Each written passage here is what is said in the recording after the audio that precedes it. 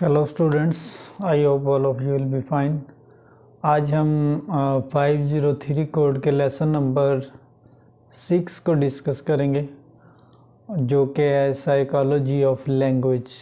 मतलब लैंग्वेज की साइकोलॉजी क्या होती है और साइको लिंग्विस्टिक्स क्या होती है, जो कि हम 503 कोड में लेसन नंबर 6 को डिस्कस कर रहे हैं। सबसे पहले तो हमें पता होना चाहिए what is psycho linguistics. Psycho linguistic क्या होती है, इसके बारे में हमें आइडिया होना चाहिए। इसका मतलब है it explores the relationship between human mind and language. मतलब ये इंसानी दिमाग और लैंग्वेज के रिलेशन को बयान करता है। It treats the language user as an individual rather than a representative of society. इसमें ये बताना चाह रहा है कि जो इट ट्रीट्स लैंग्वेज को ट्रीट इंडिविजुअल करता है, इनफरादी तौर पे ट्रीट करता है, रेदर देन ना के पूरी सोसाइटी को रिप्रेजेंट करे। The individual whose linguistic performance is determined by the strength and limitation of the mental process. मतलब इसमें सारा जो मेंटल प्रोसेस है, दिमाग का जो काम है, उसके बारे में रिलेशनशिप होता है। मतलब ये इंसानी दिमाग और लैंग्वेज की स्टडी को हम साइको लिंग्विस्टिक कहते हैं। साइकी से नफ्सियात, मतलब जिसे हम कहते हैं साइकी, जिसे हम कहते हैं नफ्सियात, मतलब इंसानी दिमाग और लैंग्वेज की स्टडी को हम साइको लिंग्विस्टिक कहते हैं। ऑब्जेक्टिव्स ऑफ साइको लिंग्विस्टिक्स हैं, मकासद क्या हैं साइको लिंग्विस्टिक्स के। मतलब it establish an understanding of the language process and examines language as a product of human mind. वो कहता है ये कायम करता है समझ लैंग्वेज प्रोसेस को, एग्जामिन मुआयना करता है प्रोडक्ट ऑफ ह्यूमन माइंड। मतलब इंसानी दिमाग का मुआयना करता है, उसकी अंडरस्टैंडिंग को इस्टेब्लिश करता है, कायम करता है। Further it traces the similar pattern of linguistic behavior across large groups of particular language or of all languages। मतलब ये मज़ीद सिमिलर पैटर्न जो लैंग्वेज का बिहेवियर है, जो बहुत ज़्यादा ग्रुप्स में तकसीम होता है और बहुत ज़्यादा लैंग्वेज में तकसीम होता है, उनको डिस्कस करता है। उसके बाद स्कोप, लैंग्वेज का जो स्कोप होता है वो क्या होता है। Scope, it draws on ideas and knowledge from associated area, neurolinguistic, phonetics and semantics। मतलब ये ड्रा करता है, खींचता है लाइन ख्यालात की, नॉलेज की, और एसोसिएट करता है, मिलाता है एरियाज़ को, मुख्तलिफ चीज़ों को। नैरोलिंग्विस्टिक जो दिमाग से होती है, फोनेटिक्स जो फोनोलॉजी से होती है, फोनीम से होती है, सिमेंटिक और जो मीनिंग से होती है, ये उनके दरमियान एक लाइन ड्रा करता है। ठीक है। उसके बाद है कोडिफिकेशन एंड डीकोडिफिकेशन। क्या होता है। Codification analysis the process that make it possible to form a correct sentence out of vocabulary and grammatical structure. Codification मतलब किसी भी प्रोसेस को उसके करेक्ट सेंटेंस में लाना, वोकैबुलरी में लाना, ग्रामेटिकल स्ट्रक्चर में लाना। कोड करना मतलब कोड करना, एक शक्ल देना, ये इसकी अहमियत का अमल होता है। साइकोलिंग्विस्टिक में कोडिफिकेशन होती है, कोड देना मतलब एक स्ट्रक्चर देना। Psycholinguistic also study the factor that account for decodification that allows us to understand utterance, sentence, text. मतलब डीकोडिफिकेशन भी हो सकती है, सेंटेंस का बिखराव भी हो सकता है, अटरेंस मतलब बोलना सेंटेंस को, टेक्स्ट को पढ़ना, ये भी इसमें हो सकता है। उसके बाद कहता है जी मेजर एरियाज ऑफ साइकोलिंग्विस्टिक। तो कहता है जी एरियाज़ कौन से हैं जिसमें फॉल करती है psycholinguistic. There are 6 major areas. Language processing, सबसे पहले है कि लैंग्वेज प्रोसेस कैसे करती है, चलती कैसे है लैंग्वेज, हम चलाते कैसे, बोलते कैसे हैं। उसके बाद language storage and access, language को महफूज कैसे किया जा सकता है और उस पर सही कैसे हासिल की जा सकती है। कंप्रीहेंशन थ्योरी, मतलब कंप्रीहेंशन थ्योरी लैंग्वेज को समझना, उसके बारे में जानना, उसके वर्ड सुनना, रीड करना, मतलब समझ-बूझ जिसे कहते हैं। Language and the brain, language और जो दिमाग है उसका कनेक्शन को एरिया इसमें आता है साइकोलिंग्विस्टिक में। Language in exceptional circumstances, exceptional होता है बहुत ज़्यादा हालात जो होते हैं उनका आइडिया लेना। First language acquisition, first language मतलब अपनी नेटिव लैंग्वेज को समझना, हमारा दिमाग कहाँ तक इसमें वर्क करता है, ठीक है। मतलब ये knowledge of psycholinguistic may be extremely beneficial for language two, मतलब नेटिव लैंग्वेज की बजाय नॉन नेटिव लैंग्वेज। एक फर्स्ट लैंग्वेज होती है, एक सेकंड लैंग्वेज, लैंग्वेज टू मतलब सेकंड लैंग्वेज के तौर पे समझना लैंग्वेज को साइकोलिंग्विस्टिक इसमें आम रोल अदा करती है। उसके बाद लैंग्वेज स्पीच प्रोडक्शन, लैंग्वेज को प्रोड्यूस करना, लैंग्वेज को बोलना। स्पीच मतलब तकरीर करना, जब बोल रहे होते हैं तो वो क्या होती है। Language production describes all the stages between having a concept and translating the concept in linguistic form. ये क्या करती है कि कंसेप्ट क्लियर करती है, कंसेप्ट बनाती है एंड और कंसेप्ट को ट्रांसलेट करती है। और ट्रांसलेटिंग मतलब एक लैंग्वेज की शेप में ट्रांसलेट करती है। मतलब हम कोई लफ्ज़ बोल रहे हैं तो जब तक हम एक लैंग्वेज उसमें यूज़ नहीं करेंगे तो हमारा फ़ायदा नहीं है। मतलब ये है कि एक सेंटेंस बोला है उर्दू का या इंग्लिश का, हम जब ने बोला है तो उसमें एक सीक्वेंस होना चाहिए ताकि एक रिदम बने। It refers to the process involved in creating and expressing meaning through language. It involves spoken or written language. इसमें बोले लफ्ज़ भी हो सकते हैं, लिखे हुए भी हो सकते हैं। मॉडल ऑफ लैंग्वेज डेवलपमेंट, कहते हैं मॉडल क्या होता है। It is one of the most influential psycholinguistic model for speech production. It views language as a linear progressions of 4 successive stage. Linear मतलब छोटा सी प्रोग्रेस होना, मतलब उसमें जब लैंग्वेज बोली जाती है तो उसमें प्रोसेस क्या होता है, कौन कौन से प्रोसेस आते हैं। सबसे पहले कंसेप्चुलाइजेशन मतलब कंसेप्ट बनना। अगर जब आपके माइंड में कंसेप्ट नहीं होगा तो आप जान नहीं सकेंगे कि आप क्या कर रहे हैं। तो कंसेप्ट बनना बहुत ज़रूरी है। सबसे पहले कंसेप्ट होगा, उसके बाद आप कोई भी काम कर सकते हैं। इसलिए कंसेप्चुलेशन मतलब कंसेप्ट माइंड में आना। सबसे पहले कंसेप्ट बनता है, फिर नेक्स्ट कोई काम होता है। फार्मूलेशन तो फार्मूलेशन क्या होती है कि उसके बाद फार्मूला, मतलब कंसेप्ट बन गया उसके बाद हम फार्मूला एक बनाएंगे। जिस तरह मैथमेटिक्स में कंसेप्ट लेते हैं कि हमने ये क्वेश्चन सॉल्व करना है, उसके बाद उसका फार्मूला लेते हैं।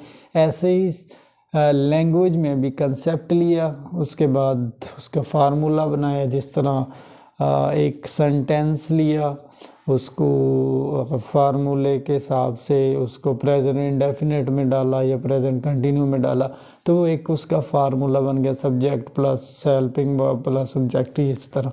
आर्टिकुलेशन मतलब जो आर्टिकुलेट होते हैं आपके जो वर्ड्स, जो ब्रेन आर्टिकुलेट उनको चलाता है।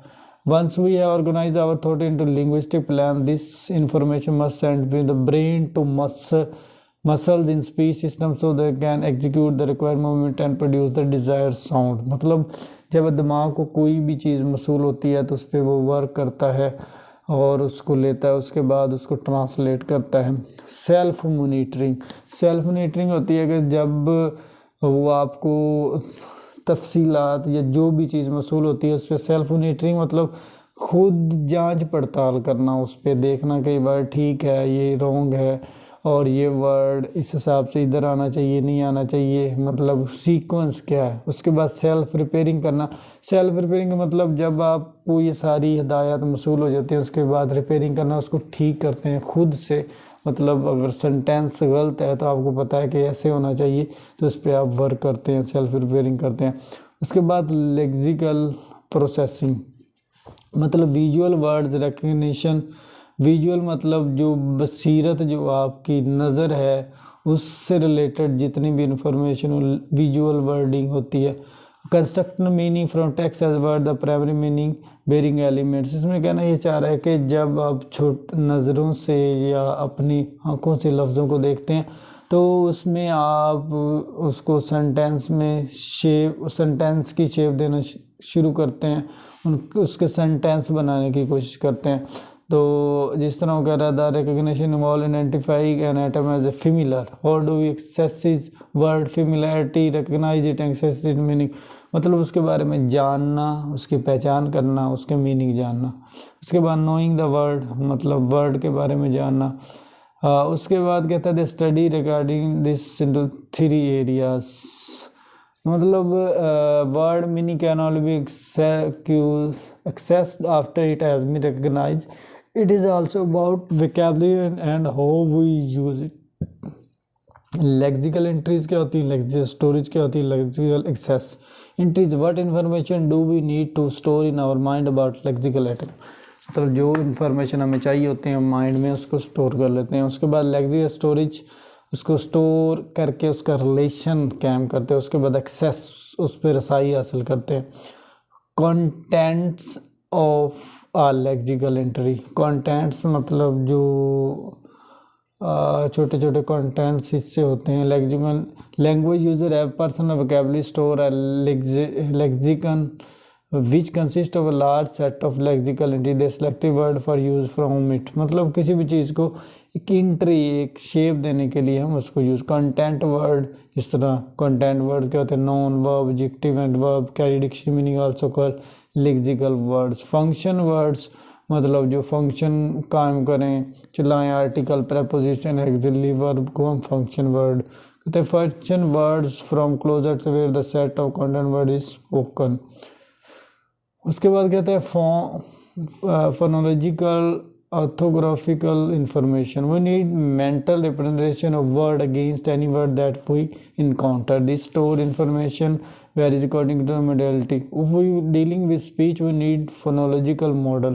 If we reading, we need orthographic model, मतलब जब हम बोलते हैं तो हम फोनोलॉजिक चाहिए, जब हम रीड करते हैं तो उस हिसाब से हमें ऑर्थोग्राफिक चाहिए। Morphological information, we need to store information on inflection and derivation, जिसमें मतलब मीनिंग है, उसकी रेंज है, it attach meaning the word और ये सारी चीज़ें। उसके बाद storage and access, word are not stored in the mind independently, every content words as close link to other, मतलब वो कह रहा है कि एक ही वर्ड को एक ही तरह से स्टोर नहीं किया जा सकता। जिस तरह एक वर्ड को लव या हेट को आप किसी वर्ड के साथ, किसी सेंटेंस के साथ जोड़ सकते हैं, कोई एक ख़ास मीनिंग नहीं लिया जा सकता।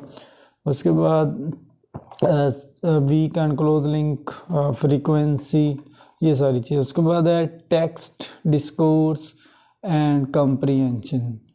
सबसे पहले तो हमें टेक्स्ट के बारे में डेफिनेशन पता होता है। Use of words to exchange thoughts and ideas, हम वर्ड्स को यूज़ करते हैं अपने आइडिया को एक्सचेंज करने के लिए, अपने ख्यालात को एक्सचेंज करने के। डीसी मतलब डिस्कोर्स, डिस्कोर्स कंप्रीहेंशन।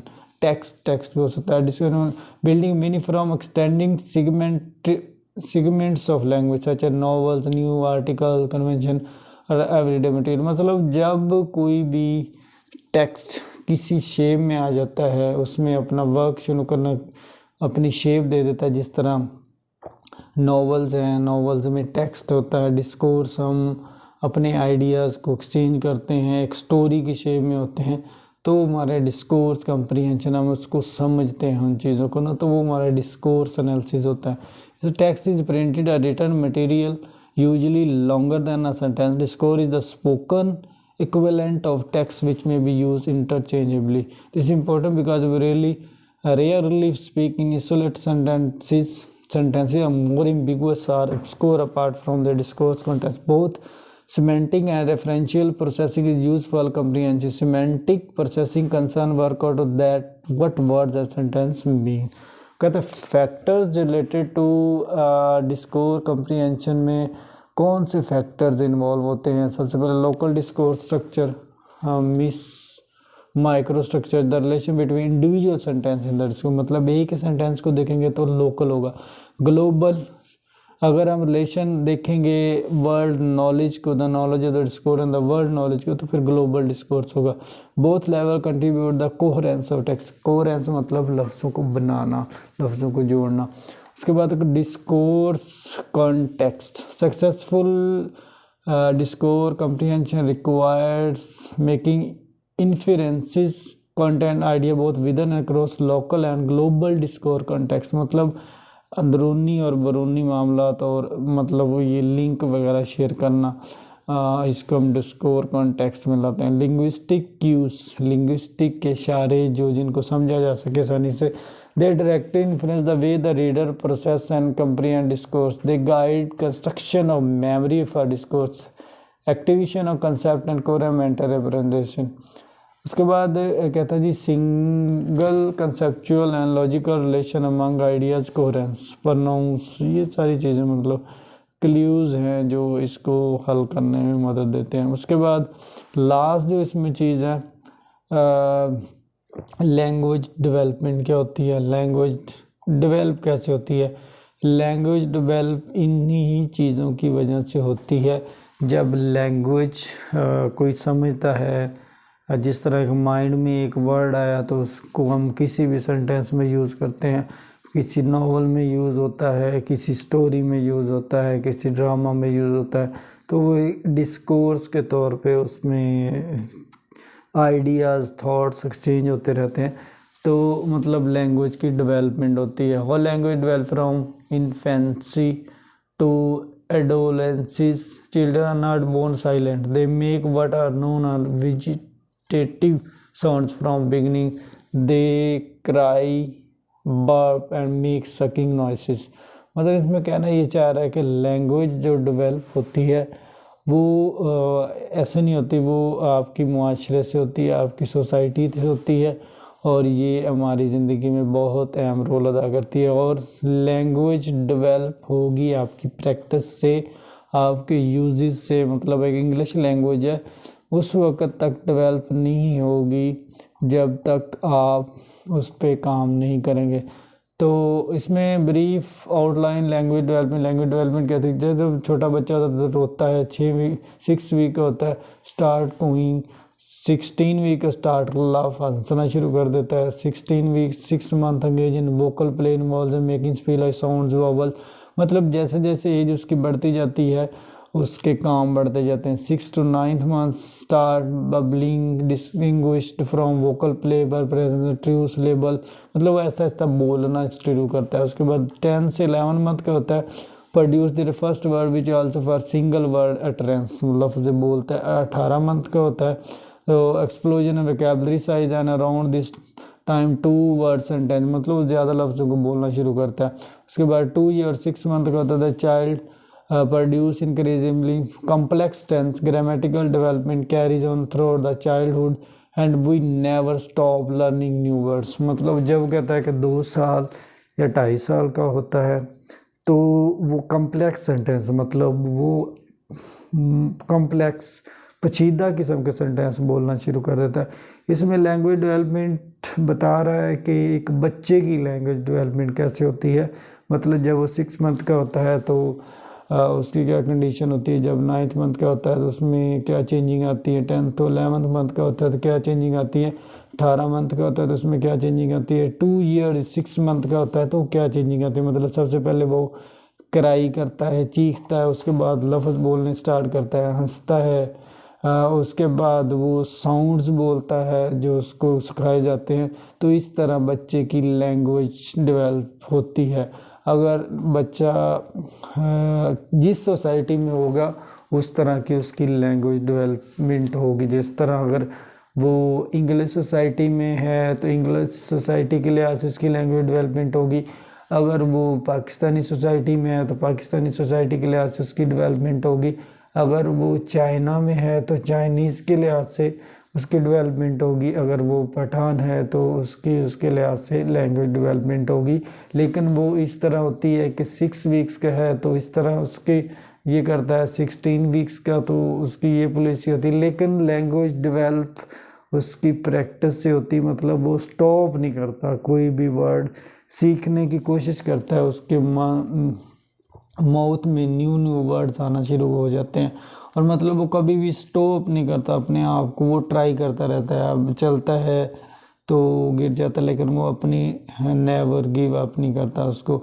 और जब मतलब वो बड़ा हो जाता है तो वो पेचीदा किस्म के सेंटेंसेस बोलता है। तो इसी तरह हमारी लैंग्वेज की डेवलपमेंट होती है। लैंग्वेज डेवलपमेंट मतलब ये है कि बच्चे की लैंग्वेज डेवलपमेंट कैसे होती है, कि बच्चा छोटा होता है तो उसकी लैंग्वेज डेवलपमेंट के प्रोसेस क्या हैं, और वो कैसे प्रोसेसिंग में आती है और कैसे डेवलप होती रहती है। तो ये चीज़ वो बताने की कोशिश कर रहा है कि लैंग्वेज डेवलपमेंट सिर्फ बड़े लोगों की वजह से नहीं होती, छोटे बच्चों की वजह से लैंग्वेज डेवलप होती है। कि छोटा बच्चा है तो उसकी लैंग्वेज डेवलपमेंट क्या होती है, और एज के लिहाज से उसकी साइकी क्या होती है।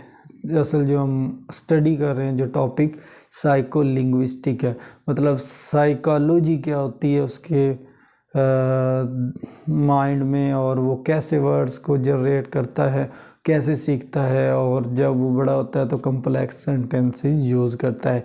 ये था हमारा आज का लेक्चर। हमने आज साइको लिंग्विस्टिक डिस्कस की। इसमें लैंग्वेज में जिस तरह हम इंग्लिश के बारे में डिस्कस कर रहे हैं कि इंग्लिश में हमने बहुत सारी चीज़ों को देखा, इसमें आज हमने साइको लिंग्विस्टिक को स्टडी किया। 503 कोड का हमने लेसन नंबर 6 इसको आज हमने कंप्लीट किया। इसमें मुख्तलिफ टॉपिक्स को डिस्कस किया, पार्टिकुलरली साइको लिंग्विस्टिक जो एक लिंग्विस्टिक की ब्रांच है, एक शाख है, उसको हमने स्टडी किया। और उसमें हमने इंसान के दिमाग और लैंग्वेज का क्या रिलेशन होता है उसको डिस्कस किया। उसमें देखा कि उसके कैसे वो वर्ड्स प्रोनाउंस करता है, और जब छोटा होता है तो किस तरह के वर्ड्स यूज़ करता है। जब जैसे जैसे उसकी ग्रोथ होती है, उसकी साइकी, उसका दिमाग क्या कहता है, इंसान की फितरत, नेचर क्या कहती है,